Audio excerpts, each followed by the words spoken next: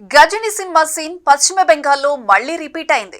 Hero సూర్య నటించిన ఈ super hit cinema release అయి దాదాపు 2 దశాబ్దాలు కావస్తోంది. అప్పట్లో ఇలాంటివి జరిగేవని, ఇప్పుడు జరగటం లేదని అనుకుంటున్న తరుణంలో అనూహ్యంగా బయటపడిన ఈ ఘటన సంచలనం సృష్టిస్తోంది. అమాయకులైన యువతులు మోసగాళ్ల వలకు ఎలా చిక్కారు, అసలేం జరిగింది, పోలీసులు ఎలా పట్టుకున్నారో ఈ వీడియోలో చూద్దాం.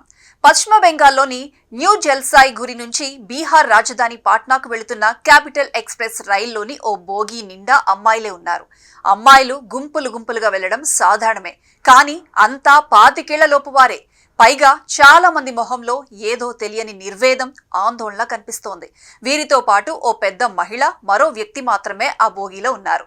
ఎక్స్ప్రెస్ రైలు బయలుదేరి వెళ్లేటప్పుడు అన్ని బోగీలను పోలీసులు తనిఖీలు చేయడం సాధారణమే. ఈ బోగీలో ఉన్న యువతులను టికెట్లు అడిగితే లేవన్నారు. ఇతర ధృవీకరణ పత్రాలు ఏవైనా ఉంటే చూపమంటే అవి కూడా లేవన్నారు. దీంతో రైల్వే సిబ్బందికి అనుమానం వచ్చింది. ఎలాంటి పత్రాలు లేకుండా ఎక్కడికి వెళ్తున్నారంటే బెంగళూరు అని సమాధానం ఇచ్చారు. ఈ రైలు బెంగళూరు కాదు, పాట్నా వెళుతుందని చెబితే ఒక్కొక్కరు ఒక్కోలా జవాబిచ్చారు. అంతేకాదు, వారందరి చేతులపై కోచ్, బెర్త్ నెంబర్లు స్టాంప్ వేశారు.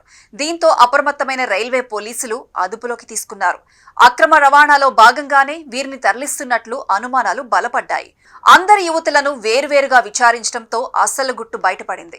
దళారుల మాటలు నమ్మి ఉద్యోగం పేరుతో వ్యభిచార కూపంలోకి వెళుతున్న యువతులందరినీ అధికారులు కుటుంబ సభ్యులకు అప్పగించారు. అక్రమ రవాణాకు తరలుతున్న యువతులంతా 18 నుంచి 25 ఏళ్ల లోపు మహిళలే ఉన్నారు.